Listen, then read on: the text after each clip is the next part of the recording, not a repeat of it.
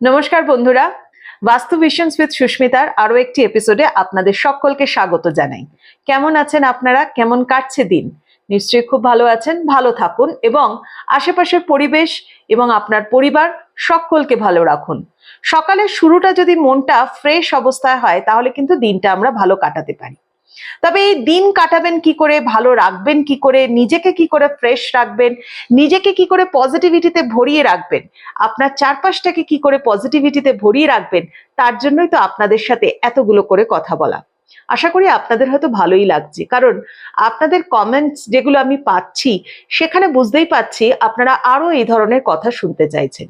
আর কি কি শুনতে চান, কি ধরনের আলোচনা শুনতে চান, এবং সব থেকে বড় কথা হচ্ছে আপনাদের প্রশ্ন কি আছে, এটা কিন্তু আমার কাছে ভীষণভাবে গুরুত্ব রাখে। কারণ আপনারা প্রশ্ন করলে আমি বুঝতে পারি যে মনের মধ্যে মানুষের কি কি কনফিউশন রয়েছে বাস্তু সম্পর্কে। যদিও বাস্তু অতি প্রাচীন একটি শাস্ত্র, বহু পুরাতন, মানে রামায়ণ মহাভারতের যুগেও কিন্তু বাস্তুর উল্লেখ ছিল, সেটা আমরা জানি। রামায়ণের যুগেও বাস্তুর উল্লেখ পাওয়া গেছে। একটা ছোট্ট শ্লোক বলি আপনাদেরকে। রামায়ণের যুগে যখন রামচন্দ্র এবং লক্ষ্মণ এবং সীতা যখন বনবাসে ছিলেন, তখন একটি মানে শ্লোক পাওয়া গেছিল, কর্তব্যাম বাস্তু সম্মান সৌমিত্র চিরঞ্জীবী বাবা।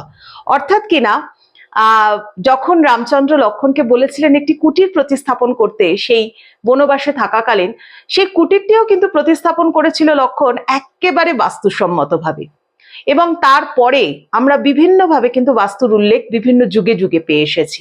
ঠিক যেরকম মহাভারতের যুগে হস্তিনাপুরকেও কিন্তু তৈরি করা হয়েছিল বাস্তুসম্মতভাবে, কিন্তু তার মধ্যে কিছু অবশ্যই কিন্তু খুঁত রয়ে গেছিল, কিছু ফল্টস রয়ে গেছিল।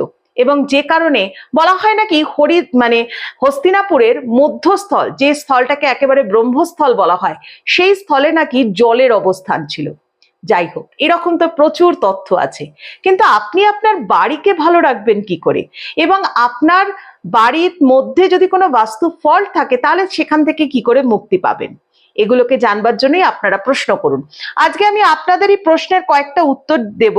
যেমন হচ্ছে, একজন লিখেছেন যে আমার বেডরুম সাউথ ইস্টে, এই রুম কি কোনো হেলথ ইস্যু করে? জানালে খুব ভালো লাগবে। অবশ্যই বেডরুম যদি সাউথ ইস্টে থাকে, প্রথম কথা জানতে হবে সাউথ ইস্ট মানে কোন রুলিং প্ল্যানেটের অন্তর্গত, বেডরুমে অবস্থান সাউথ ইস্টে আদৌ ভালো কিনা।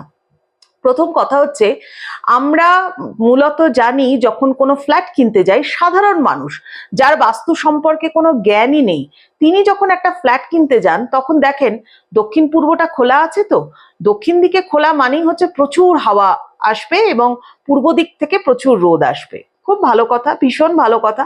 কিন্তু আপনাদেরকে একটা জিনিস জানিয়ে রাখি, দক্ষিণ পূর্ব দিকে যদি ব্যালকনি হয়, দক্ষিণ পূর্ব দিকে যদি অতিরিক্ত বড় বড় জানলা থাকে, সেটা কিন্তু বাস্তু রুলস এর মধ্যে পড়ে না। হ্যাঁ, সেখানে অবশ্যই জানলা থাকার দরকার রয়েছে, কিন্তু ব্যালকনি নয়। তবে সেই জানলার মাপও কিন্তু আপনার দরজার মাপের থেকে বেশি হওয়া উচিত নয়। এবং দক্ষিণ পূর্ব কর্নারের রুলিং প্ল্যানেট হচ্ছেন ভেনাস, অর্থাৎ কিনা শুক্র। তাহলে সেই শুক্রের জায়গাটাকে আপনি যদি ভালো রাখতে পারেন, কিভাবে ভালো থাকবেন? হেলথ ওয়াইজ ভালো থাকবেন, ওয়েলথ ওয়াইজ ভালো থাকবেন, এবং অবশ্যই কিন্তু মানসিকভাবেও ভালো থাকবেন। এর একটা কিন্তু অনেক বড় সম্পর্ক আছে, মানে এই প্ল্যানেটের সাথে আমরা কিভাবে নিজেদেরকে হেলথ ওয়েলথ ওয়াইজ ভালো রাখতে পারি, সেটার অনেক বড় সম্পর্ক। যদিও এটা আজকে আমার আলোচ্য বিষয় নয়, আপনার প্রশ্নেরই উত্তর দিই। যদি দক্ষিণ পূর্ব দিকে আপনার বেডরুম থাকে, আর কোনো অপশন যদি আপনার বাড়িতে না থাকে, তাহলে দক্ষিণ পূর্ব দিকে বেডরুম থাকলেও তার মধ্যেই আপনাকে ভালো থাকতে হবে। বেডের প্লেসমেন্ট সেই বেডরুমে এমন ভাবে করুন যাতে ডায়াগোনালি টু দ্য ডোর আপনার বেডটাকে দেখা যায়। অর্থাৎ আপনি যখন আপনার ঘরের মধ্যে ঢুকছেন, সেই সময় দরজা দিয়ে ঢোকবার সময় ডায়াগোনালি টু দ্য ডোর আপনার বেডটাকে প্লেস করুন। বেডের হেডবোর্ড রাখুন পূর্ব দিকে অথবা দক্ষিণ দিকে। আর সব থেকে ভালো হয় যদি দক্ষিণ পূর্ব দিকে বেডরুমের মধ্যে বাড়ির বড় ছেলে থাকতে পারে, বা বাড়ির যদি বড় মেয়ে থাকতে পারে, মানে বাড়িতে যিনি বড়, মানে তার মানে এই নয় যে হেড অফ দ্য ফ্যামিলি যিনি, তার কথা বলছি না। বাড়িতে বড় মেয়ে বা বড় ছেলে যে থাকবে, তাদের যদি বেডরুম দক্ষিণ পূর্ব দিকে হয় তাহলে কিন্তু খুব ভালো। তবে হেলথ ওয়াইজ বলবো, যদি পূর্ব দিকে জানলা থাকে তাহলে ভালো থাকবে, আর যদি দক্ষিণ দিকে জানলা থাকে তাহলে কিন্তু হেলথের ডিস্টারবেন্স দেখা যাবে। আচ্ছা, অবশ্যই আপনি হয়তো আপনার প্রশ্নের উত্তর পেয়ে গেছেন। এবার আরেকজনের উত্তর দিই। অনেকেই প্রশ্ন করেছেন, তবে সাউথ ইস্ট রিলেটেড প্রশ্নের মধ্যে আচ্ছা আরেকটা প্রশ্ন বলি, এটা খুবই ইম্পর্টেন্ট। আমার বাড়িতে কিচেন নর্থ ইস্টের দিকে, কি প্রতিকার করব? নর্থ ইস্টের দিকে কিচেন, নর্থ ইস্ট হচ্ছে ঈশান কোণ, ভগবানের স্থান, সেই স্থানে কিচেন রাখা কি আদৌ ভালো?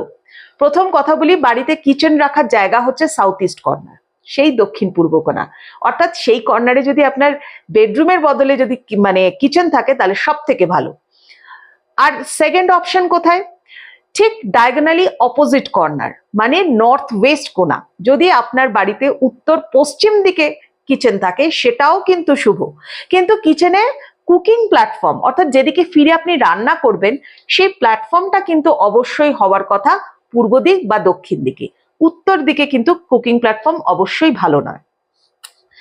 নেক্সট হচ্ছে, যদি আপনার কোনো কারণে ঈশান কোণে আপনার বাড়িতে কিচেনের পজিশন থাকে, তাহলে আপনাকে বাড়িতে সেই নেগেটিভিটিকে দূর করবার জন্য, বাস্তু দোষকে কাটানোর জন্য বিভিন্ন ধরনের রেপ্লিকাকে প্রয়োগ করতে হবে। যেমন সব থেকে ভালো রেপ্লিকা হচ্ছে পিরামিডস, সব থেকে ভালো কালার হচ্ছে ওই স্থানের জন্য স্পার্কলিং হোয়াইট কালার। আপনি যদি আপনার একটা ছোট্ট ঠাকুরের আসন কিচেনের মধ্যে নর্থ ইস্ট কর্নারে উচ্চস্থানে করতে পারেন, অবশ্যই তার একটা পরিমাপ আছে, সেটা যদি করতে পারেন তাহলেও সেটা কিন্তু প্রতিকারের মধ্যেই পড়ে। এবং সব থেকে বড় হচ্ছে, নর্থ ইস্টের দিকে কিচেন থাকলেও আপনি কিন্তু অবশ্যই আপনার কুকিং প্ল্যাটফর্মটাকে দক্ষিণ দিকে রাখবেন। ইভেন ইস্ট ওয়ালকেও কিন্তু টাচ করে আপনার গ্যাসের ওভেন যেন না বসে। অনেকগুলো পয়েন্টকে কিন্তু এখানে মাথায় রাখতে হবে, এইভাবে বাস্তু দোষগুলোকে কাটাতে হবে। আচ্ছা, এবার আর একটা প্রশ্নের উত্তর দিই।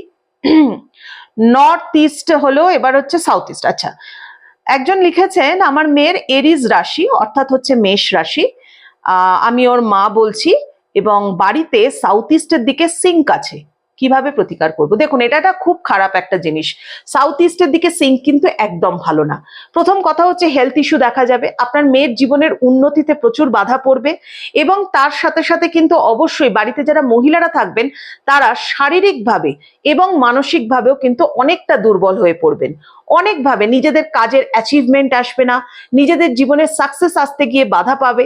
কারণ আমি প্রথমেই বলেছি south east corner is related to Venus, যেটা ফিমেল মানে একটা পার্টের সাথে কিন্তু জড়িত, এবং সাউথ ইস্টে সিঙ্ক থাকলে টাকা পয়সা কিন্তু আপনি ধরে রাখতে পারবেন না, ভীষণভাবে আপনার কিন্তু ড্রেনেজ অফ মানি হবে।